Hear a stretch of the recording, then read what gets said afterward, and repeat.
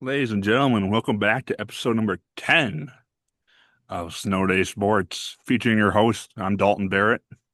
And I'm Max Lennon and Dalton. I can't believe it. We made it to double-digit episodes. Yeah, I actually got the episode number right this time. It does help to have a nice round number for you there. I mean, there's a reason you weren't valedictorian of Brainerd High School. All right. As of yesterday, yeah, I pulled into my parents about 9 o'clock last night, and we just finished up a little trip down to St. Louis this past weekend, and it was Max, his dad, and I had a great time, and I hope you did as well. Obviously, there's lots of the three B's you could say: beer, baseball, and barbecue down there, which pretty good combo, I'd like to say, in the great city of St. Louis. Incredible. I had an incredible time. Great city, great ballpark down there. We'll get into that in just a second here. The food we had was Yeah. fantastic. You got anything else to say about St. Louis here Do you before you? need much in life outside of those three B's? I mean, I had a great weekend and it sucks to be back here in the real world. It was great. We checked out the St. Louis Arch, which that was something that was on my bucket list to check out, and we went to the top of that. And we went and toured the Anheuser-Busch factory as well, which was a very cool experience. It helped there was free beer involved, but that was a very cool experience, kind of getting to see how everything is done there. And part you guys are probably most interested in is the Busch Stadium. We ended up attending the Saturday night game there between the Cardinals and Padres. We hung around the stadium on that Friday night there, our first night in town, and all I'm gonna say is St. Louis built that ballpark right.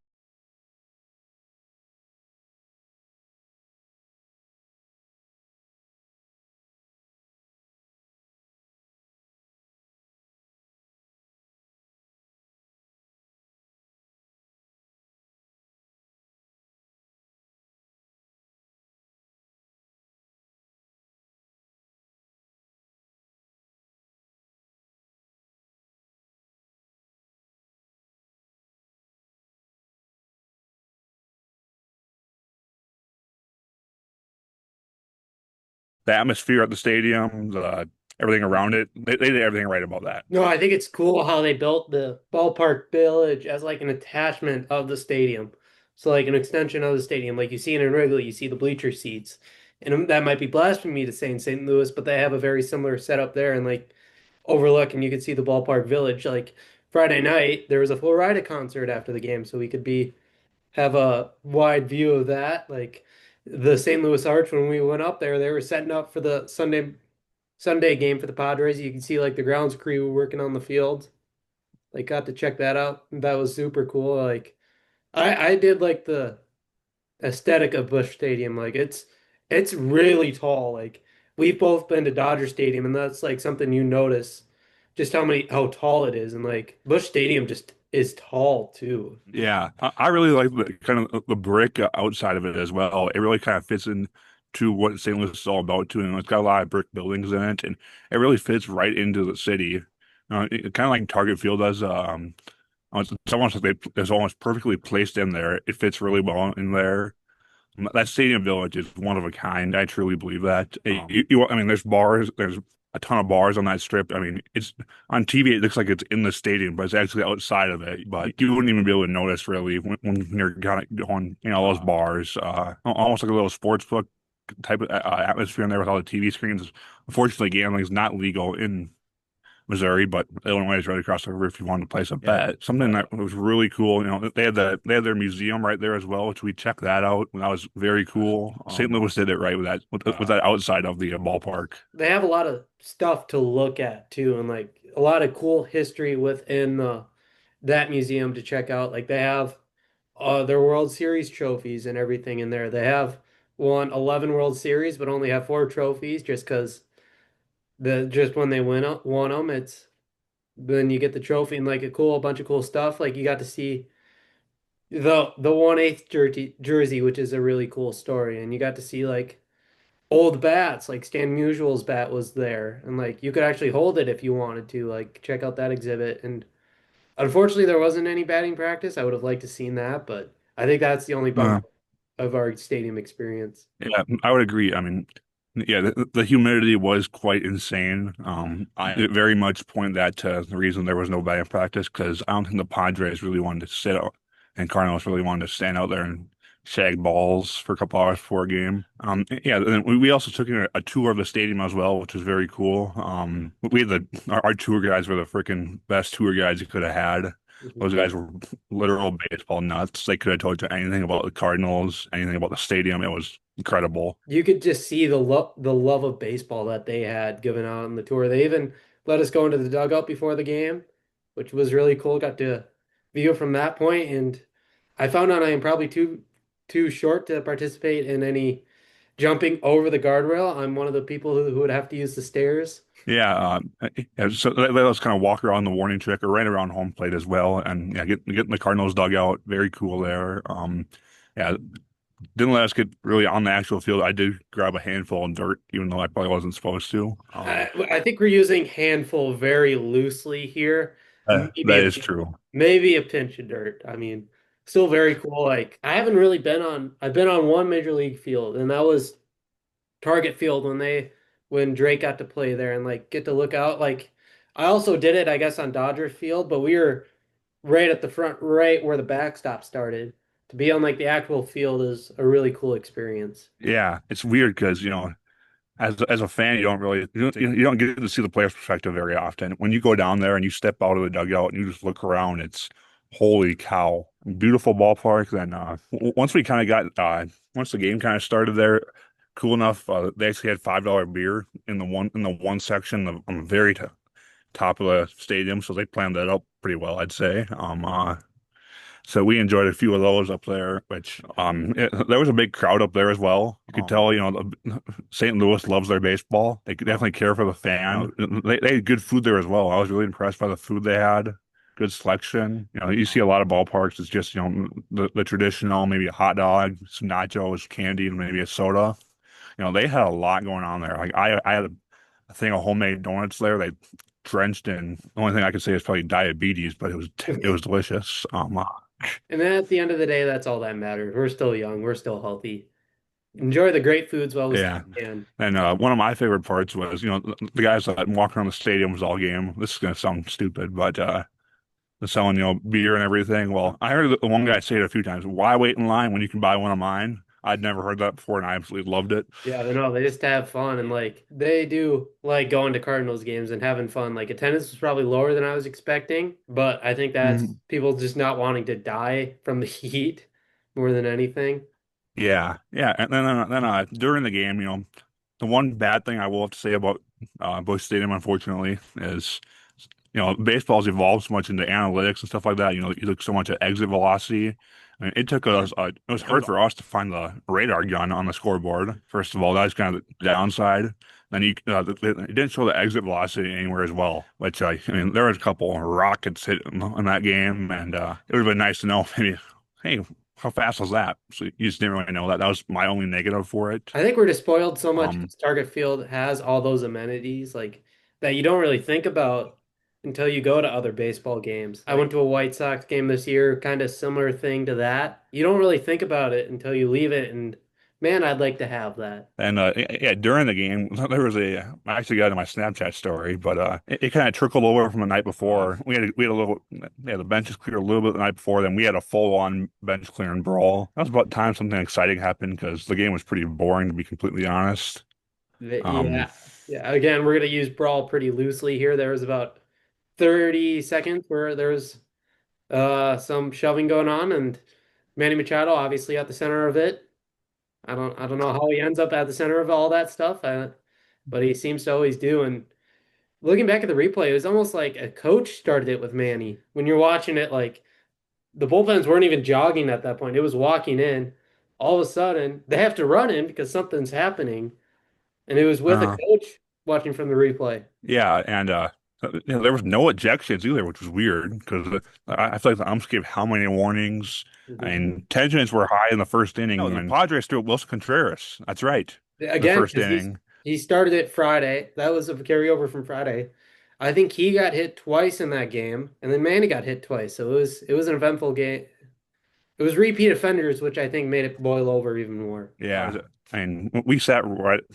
what was it, 6, 7 rows up on the third baseline. We got a really good deal on tickets, and so we were sitting right next to Nolan Arenado at third base for the Cardinals, and man, was I impressed with him. I mean, there's a reason he's in the MLB, obviously, but there's also a reason he has how many Gold Gloves. He is smooth. There is a reason why he has platinum gloves, even. Like, he is one of, if not the greatest defenders at the third base. Obviously, the old heads will say Brooks Robinson, but seeing the type of things Nolan does just on a daily basis and just how effortlessly it looks for him is incredible. And like watching it that close. Yeah, I mean, there was a couple. I remember, I think the one double play they turned, that ball was hit very hard. It would have been a tough play to make in general, but for him to make that throw to second, and it was a very good throw to second. And second baseman ended up throwing a little up the line, but the first baseman made a hell of a play to end up taking the runner for the double play.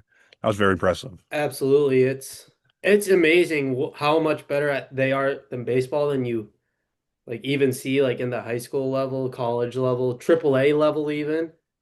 Like it's just the best of the best and how much better they are. Like the stuff you get to see in person and how easy they make a lot of that stuff look. The old twin Luis Ariz had a couple of base knocks as well. Good to see him extend his hit streak. Not much of a power guy. He just kind of puts the bat on ball and gets on base. So nothing's changed with him. He's still doing his thing, batting close to 300, and Kind of bounced around a little bit because he was went to the Marlins first and then went to the Padres from the Twins. So it's yeah, he's bouncing around and still is one of the best bat to ball guys in all of baseball. outside of all that, man, I was very happy with our trip. We got to go into Little Italy and down in St. Louis there, which was only a few blocks away from where Yogi Berra grew up as well. So that was cool to see a little piece of history there. Check out his old neighborhood, which that neighborhood it might be the coolest thing I've seen. It's all Italian families down there, a bunch of Italian restaurants. We had ate at an Italian restaurant there. It was very tasty. That was on our last night there. But yeah, St. Louis, it kind of gets a lot of flack for, being a very crime-ridden city. But I mean, if you don't go in those bad parts, I think there's probably bad parts of every city. And but very nice city. The humidity, I mean, definitely played a role in everything. I was very pleased with it. We had a chance to check. We stayed right across the street from the Dome at America Center, which was where the old St. Louis Rams actually used to play, where Kurt Warner had the greatest show on turf. So that was kind of cool to see. That stadium was very run down, unfortunately. As much as I want to see, up and run and everything, I just don't think St. Louis is going to be getting a team back as long if they have that kind of as their potential home. I would think they'd want to build a new stadium. The NFL would probably want them to build a new stadium just so they could host a new NFL team and maybe some outside events. Because, like, yeah, it was kind of dilapidated. It's kind of old. They built it, yeah, 30 years ago. So it's about time they get a new stadium, anyways. And that'd be right around the time, whether it'd be there or somewhere right around St. Louis. Kind of moving on from our St. Louis trip, as I could talk about that all day, unfortunately. Something else happened in Major League Baseball. That belonging to the team out in Cleveland, Emmanuel Clace. He got in trouble for gambling, and unfortunately, kind of becoming a common theme over in Cleveland right now. Yeah, because that was a big story earlier. His teammate, his bullpen buddy, Luis Ortiz, had already been flagged, already put on leave. He's had his leave extended a couple times, and like, it's one thing when Luis Ortiz does it, like, yeah, sucks, but he wasn't really a household name. He was not really a significant part of the Cleveland bullpen. Class A is one of the best closers in baseball, and he probably was the best closer in baseball last 2, 3 seasons and's had a down year this year. But it's a very similar situation to what happened with Luis Ortiz, where he got flagged for the first pitches again of innings. Because Class A the last 2 years, or I guess throughout his career, has had like a 4 or 5% right around their waste pitch rate, first pitch of innings. This year he's all the way up to 17. Now it's pretty small sample size, like probably not going to read too much into it. But if he also got flagged for the heavy volume that Ortiz got flagged, that's something that's concerning for Major League Baseball. Yeah, LME's got maybe crack down on it a bit more. I'm not really sure what else to say there. And there's opportunities everywhere for it to happen, unfortunately, and it's just starting to happen a little more often. Kind of started back with the Iowa Hawkeye football and kind of wrestling team and all that Iowa State stuff that kind of happened. And It's just been coming out more and more now, which is unfortunate, but that's what it is. Yeah, I mean, it sucks. And you don't want to see guys get caught up in this, get suspended for this, like especially guys as good as Class A, like now he's suspended till August 31st, if not beyond that. So it's hopefully he this whole situation because this could get even worse for the Guardians if this isn't nipped in the bud here soon. Yeah, well, moving on from Cleveland Indians here, Twins. We kind of talked before the All-Star break. This is going to be a big stretch for them. Well, if you were to grade it, A through F, I'd give the Twins a big old F right now. The way they've come out and started the second half of the season here. We've unfortunately kind of become sellers at this point. Is that approaching here? Yeah, just happened 45 minutes ago. So very quiet on that front from the Twins. It was Chris Paddock yesterday who's coming back with Detroit in a week or two here. But yeah, I have not heard any news. And like it was 5 p.m. East, 5 p.m. Central. So that just passed and we're recording this at 5:45. So it's there. Like any trades are gonna have to come out here soon. All right, Twins are. It's just been a struggle here. Certain pitchers hasn't been great. Joel Ryan kind of got roughed up a little bit the other night. Bullpen hasn't been great, and bats haven't been great at all. When you go to Colorado at or naturally the All-Star break, you only can win one game there out of three. A very mediocre Nationals team, and dang, you're getting swept by them. Now, Yeah. we head into a tough part of our schedule here. It ain't looking good. No, and I wonder how much better it would look if Mookie Betts is actually called out to end the game that they end up losing. But you also see, Hmm. don't put it in their hands. Like, don't make it close, teeter it like they've lost the last three series. Like, it's been a struggle. Those Nationals games weren't particularly close either, I think is the worst part. And it's like you're starting to see bad habits start forming with the Twins. And I think that's an even worse sign and something you can't have continue. Byron Buxton's now on the 10-day IL, so we'll see how that goes for the Twins because you don't have a lot of talent to lose, and especially one as good as Byron Buxton. I would agree. Yeah. Yeah. Yesterday on our ride up, your dad and I kind of talked about some prospective trades, and we had mentioned getting rid of. This is kind of far-fetched. Carlos Correa, he's holding out quite a bit of salary, and for us, and he's been very mediocre, unfortunately. You have to think it's been something to do with his health. He couldn't pass the physical for any other team, unfortunately. But if we're going to trade somebody like him, we're going to have to almost send away somebody like a Royce Lewis to get some decent compensation, or somebody like a Duran. So kind of unfortunate, but that's just kind of the gamble you take when you sign a big name player to what's he got, 10-year deal? Yeah, I think he has some deferred money on the back end, so I think he's 2028 it would be his last year with the Twins, and then he's got some deferred money that you see in Major League Baseball. He's not quite Bobby Bonilla level, but he's gonna have some deferred money till 2028. So I don't know. I think he's obviously having a pretty mediocre year, like you said. And like to get paid $30 million, especially for the Twins, you can't have that mediocre year. So like it'd be interesting if they could get anything for him, what he would get, because like you mentioned, he almost signed with the Giants, couldn't pass the physical. Almost signed with the Mets, couldn't pass the physical. So hopefully he's not declining, but it would be interesting to see like if they were able to trade him at all. Yeah, and I also want to trade our manager too, but fortunately can't really do that. We just signed him to extension, unfortunately for many Twins fans, but it is what it is. I mean, if they can trade Jon Gruden, I'm sure they can trade a manager. No, it's like they do have quite a bit of tradable assets if they did choose to trade them. Like Mm. I've not heard any official word on trades, so it'd be weird if they choose to be in that middle ground. I have no problem getting rid of Chris Paddock. He's been a little inconsistent. Get Mm. a get a catching prospect, get rid of Randy Dobnak, unfortunately. Shed a little bit of salary, which will hopefully allow them to sell the team because ultimately that's the only people I want to sell at the trade deadline if I'm the Twins. Yeah, moving from baseball to the gridiron, you know, getting to be football season, getting to be one of the best times of the year. We are located right in the heart of Big Ten country. Gophers obviously a Big Ten team. So let's hear your predictions for the Big Ten season here, Max. And like another thing, Big Ten, big episode number 10, might as well have Big Ten episode. Yeah, hey, amen to that.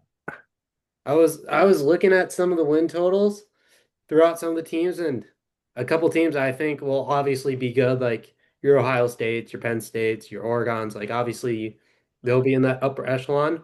But another team that I think will be a sleeper team is Illinois. Oh, They had a you know, really good year last year. Like their current win totals set at about 7.5, and I like them to go over that. yeah. No, I'm not as high on Illinois into this coming year. I thought they maybe overachieved a little bit last year, but you never know. I mean, teams will improve and everything. But you might also say I'm a little higher on Minnesota this year. All right, so I do have Ohio State winning the conference. Can't really say again because I haven't done it in a while. I think they can't lose to Michigan 5 years in a row. They're too talented, and Michigan's it's not the JJ McCarthy led Michigan teams. Like eventually they're gonna have to win it. They kind of have to go through the gauntlet, but they also play Texas, which won't count in the Big Ten standings. And I do like Penn State to go back to the Big Ten title game, lose to Ohio State again, but it is what it is. They never beat Ohio State.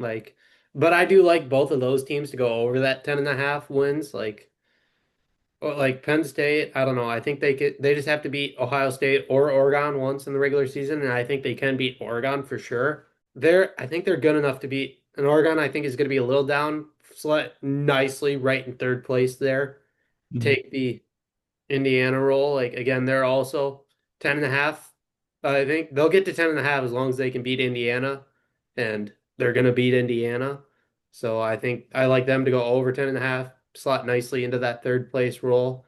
This is where I put Illinois. I have them fourth in the Big Ten, finishing up the year. I mean, they have to get over seven. I like them to get over 7.5 wins pretty easily. Like they're gonna have a few tough games on the road, but it's not like they're big teams. Like they're definitely winnable games on the road to get there. I mean, and then I have UST, one of the LA teams, and they're also at 7.5 wins. I like them to go over that. I think they can beat Nebraska, Wisconsin, Illinois, Iowa. Like they just have to beat two of those teams, and they'll get over that 7.5. Don't even have to beat Illinois. Don't even have to beat Michigan. They can beat Nebraska, Iowa, maybe even Notre Dame, who might be a little down this year. Always a great game. Michigan is going to slot right after them. Their win total is at 9.5, and I still like them to get over that. I mean, as long as they can beat Washington, Nebraska, or Oklahoma, and they can even lose one of those games. Like Oklahoma is not an upper echelon team. It's not the Barry Switzer led Oklahoma teams. Like they're still beatable, definitely. And I think as long as they can win two of those games, they'll get over that 9.5, slot nicely right into the upper third of the Big Ten, which the fact conferences have upper thirds, and I'm what, 6 teams in is absolutely crazy, but that's a discussion for another time. I like Iowa right at 7 there. They have 7.5 wins. I like them to go over that. I mean, they can beat Indiana, they can beat Nebraska, they can beat USC, win two of those games, they'll get over that 7.5, and I like them to do that. And then this is where I'll have Indiana. I mean, I'm not big on Indiana. They just beat up on bad teams and then make scores respectable against the good teams. Like they were not to the skill level of Ohio State. They were not to the skill level of Notre Dame last year. The scores maybe looked a little more respectable, but that was them playing the scoreboard and not Notre Dame or Ohio State. And I like them to go under their 8.5. I think was that the first under I've said so far? I think it was. Yeah, I mean, they're going to have to beat Illinois or Iowa, and I truly don't think they'll do either. So, and yeah, and that's going to make them under. I like this, and then I'll have the other LA team at UCLA. They're at 5.5 wins. I think that's a really good opportunity to go over on them. I mean, Utah, they open with Utah. I think that's it's going to be pretty good, pretty good chance at a victory. It's not Utah has definitely been down over the last couple of years. I mean, yeah, they got Northwestern. Maryland should be beatable. Nebraska is going to be a pretty good game. Washington, I think, has good opportunity. Like, I definitely see them going over that 5.5. This is where I have, and then I'll have our Minnesota Gophers. They're at 7.5 wins. I like them to go over that. They go to Cal as their first real test of the year. I think that will be the good litmus test. I said that last year against the Vikings when talking about the Giants, and they completely handled business there. And we saw how the year turned out for them. I mean, Nebraska is going to be we always do well against Nebraska. See if we can get the Iowa monkey off our back. Then we end the year with Wisconsin. I think they can win enough of those games to get over that 7.5 win mark. Then I have the aforementioned Nebraska. Matt Rule does really well in year twos. I just think it's not going to be quite the rule standard here at Nebraska. I still like them to go over that 7.5. Like Michigan's going to be a winnable game for them. Iowa is going to be a winnable game. USC, I think they just have to win. UCLA going to have to win a couple of them. I don't know if they can. I like their chances too, but I could definitely see them struggling there. Back to the West Coast with Washington. Washington's at 7.5. Like them over. I sound like a broken record at this point. The team with 7.5 wins. I'll take the over. Does help to have 2 to 3 easy non-conference games. I mean, it's going to be. I like them to beat Wisconsin for sure, and then maybe Michigan, Illinois, or UCLA, just one of those, and that will get them over. Wisconsin here now. I actually like them under 5.5 wins. I'm gonna let Dalton. Do you see them beating Iowa, Washington, Indiana, Illinois, Minnesota? How many of those teams do you see Wisconsin beating? Realistically, I can see them taking one of those, Yeah, but and they're gonna have to win three of those to get over. So I don't see them getting over that 5.5 win total. Like, I think they're good. And then honestly, this is kind of where the bottom tier of the Big Ten is. I think there's a big divide between Wisconsin and Maryland, who I have next. Like, I think that's kind of where that bottom tier of the Big Ten starts because Maryland are at 4.5 wins. I do not like them to get over that because they're going to have to beat UCLA, Rutgers, or Michigan State. They're going to have to beat two of those teams. Like, they're probably not going to beat UCLA, maybe beat Rutgers and Michigan State. It all depends on who. That's going to be who plays well that day or who plays less bad, I guess, in this case. Like, Rutgers rounds it out. Rutgers next. I mean, 5.5. Give me the under. They're not beating Washington and Minnesota. Michigan State, 5.5. This is the win total I felt most confident on in a prediction of them to get under 5.5. They're gonna have to win, they're gonna have to beat UCLA, Maryland, Minnesota, and Boston College, in my opinion, to get over that. And no shot they can beat all of them. And Purdue, the choo-choos to bring up the caboose, they're just bad. They're not good. 3.5 wins. I don't see them getting over that. Like I feel good about where I did the Big Ten predictions. yeah, I definitely say you have some valid reasoning there. I'm a little different, kind of the way I went about it. Well, I went based on kind of what you had coming back and kind of strength of schedule type of stuff. I didn't really go individual games type of stuff. And look at win totals a whole lot. This is purely my gut here. Trusting your gut, it's a ballsy decision, but I'm willing to take that chance. As Big Ten champs, I have the Nittany Lions kind of getting it done this year. I feel like this is their their shot to kind of do it. Drew Aller at QB, he's the best QB they've had in a long time. And I feel like this is James Franklin's real shot to kind of get it done out in State College, and this is gonna be the best team they've had in a while. They're definitely my favorite, my prediction to win the conference. And second, it's going to be the team that you picked to win it all, actually, Ohio State, and reigning national champs. There is some questions about Ohio State, but they are talented enough as a program, and they recruit good enough, they develop good enough. There's no reason they shouldn't be in second here. As we've seen the last few years, the amount of depth they have is just insane compared to other teams.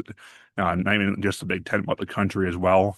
I for sure see those two teams making the college football playoff. And third, I'm going to head out west and take the Ducks out of Oregon. They actually have my Heisman pick at quarterback receiver Dante Moore. Moore redshirted last year after playing his true freshman year at UCLA. Good chance to sit behind Dylan Gabriel and really learn a lot in Coach Lanning's system. And they're just best situated, to come in third. I just don't think they can get over the hump with either Ohio State or Penn State. But yeah, I still feel like they're a college football playoff team though. Coming in at fourth, I'm actually going to head out up to the other half of the game. We're gonna head to Ann Arbor and I'm gonna take the Wolverines if for fourth here. I feel like Sean Moore makes great. His ball club makes a lot of great strides. Made a lot of great strides this past off season. They're really kind of due to have a big year here. Last year you saw flashes of it, and last year you also saw spots where, man, that's rough. Well, I think they can kind of pick all that up and end up having a really strong season for the Wolverines for them to come in fourth. At fifth, we're gonna head down to SoCal. I'm gonna take the Trojans uh, with the USC. I just feel like there's too much talent there. The second year in the Big Ten, they do have a tougher schedule. Fortunately, having to play, Notre Dame each year. They are the fifth best team in the conference. Notre Dame's not in our conference either, so don't really have to worry about that. But at six, I'm actually going to be taking the Hawkeyes of Iowa. Kirk Ferentz, as long as he's been there, they've been a very stout defensive team. You can look at the offensive side of the ball and say, well, hey, they have an FCS quarterback. He hasn't proved himself at the FBS level. Well, I feel like Mark Gronowski is kind of the prototypical QB for Iowa. If you watch any of his film at South Dakota State, he was kind of a play action guy like Iowa wants to be. He was very efficient. He gave them a game a couple of years ago, and a lot of people thought SDSU should have won that game. And I was freshman Gronowski as well. So, he's made a lot of strides, and I can't believe I'm saying this. I'm excited to see the Iowa offense. Yeah, I mean, the famous 7-3 game, he was SDSU's quarterback for that. Like infamous, I guess, might be a better word, but yeah, he's a very good player and like ran a very similar system like that at SDSU. And Kalen Johnson at running back, which is a very big loss. Like he was Big Ten's version of Ashton Genty. Like he Mm. would just break off some of these runs and was absolutely astounding to look at. Yeah, then coming in at seven here, I'm actually taking our Golden Gophers here. Like I said, I might be a bit high on them here. Especially with Drake Lindsey coming in to play quarterback. Not very much if any experience, but that third non-conference game at Cal is going to tell us a lot about him. And I feel like if that road test goes well, Gophers are in for a very big year. They have a couple tough games on the road, unfortunately with at Ohio State and at Oregon. And obviously they're going to be playing at Iowa, which is very tough. But I feel very confident that they have enough talent around him with Darius Taylor. They ended up going out to the portal and getting a couple big time receivers this past year. So I'm really excited to see how Lindsey kind of comes out and runs the defense.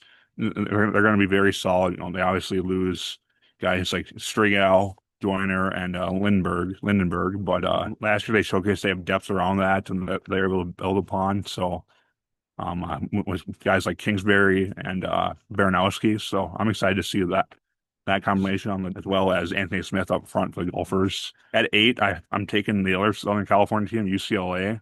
Um, you know, you could say, UCLA, they were pretty bland last year. They have 5 wins. Well, they went out and got a guy named Nico. I can't say his last name, but you know who he is. The old Tennessee gunslinger. There's just too much talent there. I feel like for them not to be, the upper half of the Big Ten. I feel like he's due to have a big season. Like you said kind of earlier, they started out the year at Utah, and Utah's gonna be very talented. So we're gonna learn a lot about UCLA in that game. But I'm excited to see that game as well. At number nine, I'm going to be taking the Cornhuskers of Nebraska. Year threes typically don't tend to go as well as year two for Matt Rule. I think Nebraska's improved, but I just don't think they're at that upper echelon yet. Dylan Iowa is a very good quarterback. Don't get me wrong, but I still think he has maybe some learning maturing to do as a passer. Defenses are going to give him different looks this year. We're going to try to get in his head, which sounds very freshman-like. I have Nebraska at 9. At 10, I actually have Illinois here. You could be giving me a good look, or a weird look here, but I'm not as high on them as you might be for say. I do know, they're obviously going to be very tough. Brett Bielema always has his guys ready to go. They might win a few games they shouldn't, and they might lose a few they shouldn't. I'm just not very high on them as of right now. At 10, or sorry, 11 here, I'm going to be taking Indiana actually. I really thought they got humbled last year in the playoffs, and Notre Dame really exposed them. Same with Ohio State. I'm not a big fan of Signotti. You could say they got humbled. There's not really any humbling that guy. He wins everywhere he goes, just not national titles. There was a clear difference on the talent in the field in the losses last year. I think they kind of have a back to reality type year for the Hoosiers, unfortunately. At 12, I have Washington. Year two without DeBoer. They're going to be solid. We know that. At 13, I should take in Rutgers. I feel like Ethan, we talked a lot of crap about him as a Gopher. I don't know how we lost to him, but I feel like he's got a little in the tank still to maybe impress some people.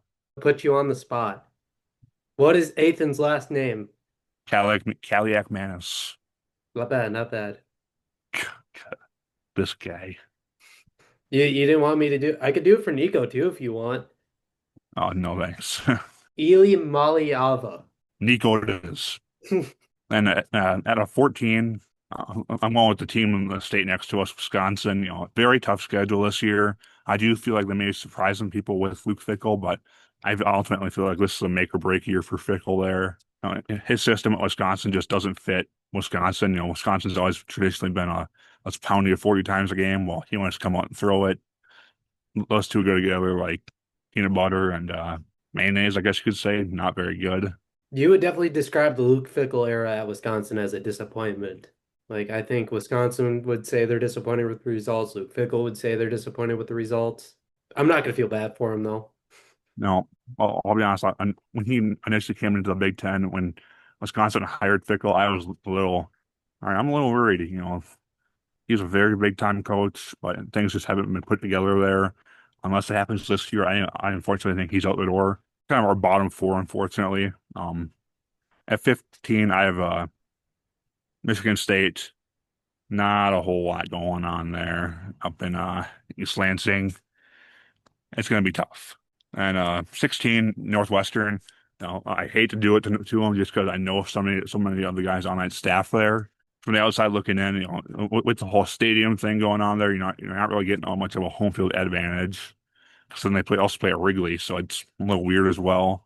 The talent there just isn't as great as good as you want to see. So I'm hoping they can make strides this coming year.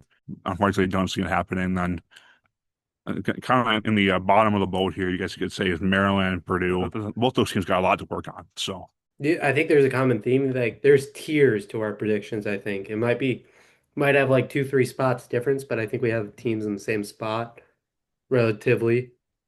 Like if we did a tier list, I feel like we'd have very similar tiers. my first year here, I have my top three in there. Then really 5 through 11 for me, and those can really vary on week to week basis. I feel like just because they're all so close there, Mhm. and they can beat anybody, and they can also unfortunately lose to anybody in that group as well.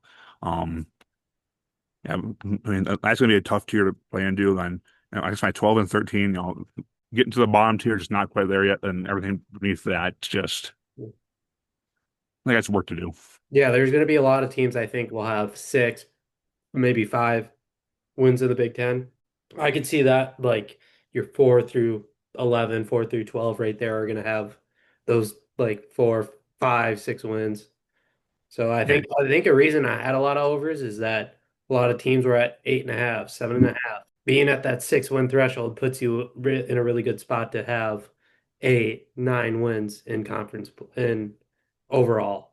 Mhm. Yeah, I feel like that middle kind of tier, those teams are just going to beat up on each other so much that there's not going to be any real 10-win teams that come out there just because they're going to keep beating up on each other. So, Right. And I guess one last prediction. You said three playoff teams. yep. I like, yeah, I also like three. I think it's going to be the big three are in the playoffs, and I don't think they squeak anybody in that lower third. I also want to hear your Heisman favorite here. Ooh, I know your dad was big on Cade Klubnik from Clemson, but I'm big on Dante Moore right now. So, there's a lot of few sleepers. I'm not going to say Arch Manning. I'm not going to be one of those people. Klubnik's obviously a good one. Like he's been at Clemson for a while. He's somebody who has played extremely well, and like especially if he wins a lot of games and they return to the old Clemson, like he's going to be up there. Like I don't know, it's there's a lot of good ones, and I feel like I'm a politician right now. I'm saying a lot of words, but I'm also saying nothing at the exact same time. And I think you're just holding out hope that I'll eventually say a name. pretty much. So, one name. They're going to want to give it to an SEC guy. And I don't think Arch is going to have a good enough year to get it. But somebody else who I like in the SEC as a quarterback, Garrett Nussmeier out of LSU. I think he's going to be in a good spot to get that trophy. Kind of an underdog there. I like your approach there. LSU's in a good situation right now. Gus Meyer, Garrett Nussmeier, you got a lot to prove, so I like that pick there from you. See who ends up, and I'm sure it's going to be Travis Hunter again somehow. Well, moving from college, just like Travis Hunter did to the NFL, uh, Josh Metellus is in the news as of late here. What do you got for me? He signed an extension with the Vikings.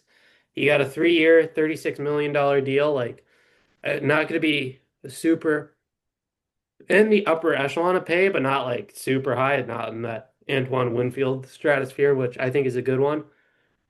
I think he's worth his weight in gold just because he's so versatile. Like he doesn't do any one thing exceptionally, but you can put him anywhere and he'll do well. And I think that's invaluable for a guy like Brian Flores. I would agree. Yeah, I'm very happy to see Metellus extended here. This is kind of a weight off a lot of Vikings fans' shoulders here to see him get the extension that he very much deserves. And last year he played a crucial role with Beeflow's defense, so this is a really good pickup.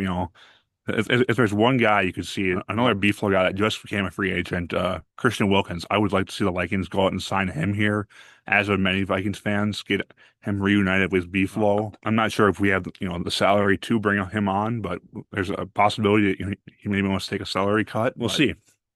Yeah, I mean, that's becoming a really big developing story. Just there was an incident now. It's kind of very hush hush. There's some rumors going around. Like I'm sure Brian Flores would love to have Christian Wilkins back. I mean, I would love to see him back as a Viking and another star defensive rusher in the news. Trey Hendrickson, he's gonna report to camp on tomorrow, Wednesday. He's gonna finally not be fined 50K a day. Now, will it be a Terry McLaurin Holden situation where he's there, but he's not practicing? We'll let him find out. NFL's been quieter as of right now just because training camp's getting ready to start. Justin Jefferson is going to pull his hamstring here. Yeah, he did something to his hamstring. I mean, we're talking about practice, so I don't know how active he'll be Right. week one. As long as he's ready week one, I don't care how many reps he takes in practice. He's a pro for a reason. He's very good at what he does, so he'll get himself ready for season here, in which he obviously knows what's best for his body. Same with the medical staff up or down in the Twin Cities with the Vikings, so he'll be ready to go. And that's really the only significant things going on during camp right now. Got the Hall of Fame game on Thursday, the 31st. So we're gonna have football back. I mean, I'm not gonna really watch it all of that Right. intently, but it is football. Something to note for that as well. Minnesota native Trey Lance will be starting in the Hall of Fame game for the Chargers. That was announced today, so we'll get a chance to see maybe Trey sling around a little bit. So that'll be cool to see. If you have guys, if you have an attachment to a preseason roster guy or like somebody trying to make the roster, Hall of Fame game, perfect opportunity to root for them. If you just don't really care, man, it's football. It's a football game. That's correct. Moving on from that, our local legend time. Yeah, I think it's time to crown your local legend for this week, and it better be a special one. We got episode 10. This one is very special and near and dear to my heart. You've met this guy before. This is actually my high school baseball coach at Pillager, Paul Jenkins. It was announced that he's getting inducted into the Minnesota Baseball Coaches Hall of Fame this upcoming year. So this is very cool for us. Jenkins, I absolutely love the guy, one of the greatest knowers of baseball I know. I'd call him at any point. Super great guy, great coach. At Pillager, he was kind of dealt with the hands he was kind of given. He didn't have the greatest amount of funding there, but he made do. He knows the game. He cares about all his athletes. And in 2022, he managed the Minnesota Lightning to a state championship for Class C. So that was cool to see. As I mentioned a couple of episodes ago, I went and watched the Lightning play the other day. He was running around the ball field as a manager. So he's getting close to 70 years old, and he's still doing it. So shout out to Coach Jenkins. It's great to see guys like that, guys who have loved the game of baseball, gave it back for so many years, be rewarded. Awesome moment for him, his family, and I'm sure they'll enjoy it. I don't think he's done with his baseball journey. You could still hear about the love and see the love and energy he has and passion towards baseball. Which something I didn't know as well. So he actually, before he coached at Pillager, he was the head coach at Browerville High School. At Browerville High School, he had the opportunity to coach a guy named Casey Leisure. For those of you guys that follow around Central Minnesota baseball, Casey was just named the head baseball coach at St. John's University. So Coach Jenkins coached him in high school, and Casey Leisure just named the head baseball coach at St. John's. So something cool to note there as well. Yeah, I mean, he's starting to form his own coaching tree. You see that a lot in the NFL. Good to see it. It still applies to Minnesota baseball. Getting to be that time. Got anything else to add from today's episode? I don't know. I think this is we had a lot to talk about, and we had a good episode here.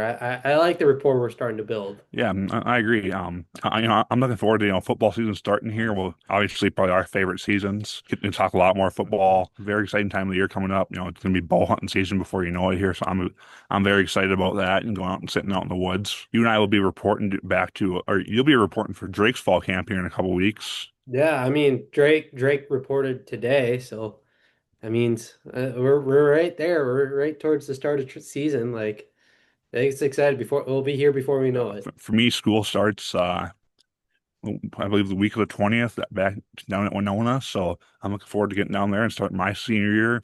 You're looking forward to starting your senior years, obviously. Hopefully we'll be able to catch a couple games together. Yeah. Kind of my plan for the fall here is I'm going to try to attend as many high school games as I can. It's down in the southeastern area, southeastern part of Minnesota. So maybe I'll have a little weekly game report or have a game of the week I'm going to spotlight that week. Maybe, turn in my local legends or something like that. I'm looking forward to getting out and watching high school football again as a fan and just enjoying the Friday Night Lights. So, Yeah, I mean that'll be good and like good to explore some of that. You'll see a lot of talent, obviously. Gotta love high school football, and I'm excited for that to start. I'm excited for the NFL, college football. I'm just excited for all of it. I'm just excited for football. yeah, nothing like, Thursday through Monday, 5 days of football every day. We could even say six with MAC action on Tuesdays. So, man, 6 days of football each week. What's better than that? No, nothing, nothing.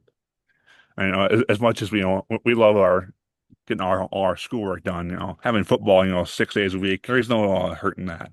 No, exactly. You gotta love it. Be there for it. I'm gonna go head on out here and go eat some dinner for the night. Max, you have anything else to say here? I mean, tune in next week. We're gonna have another exhilarating episode. Thank you, everybody. God bless. Have a great night. Peace.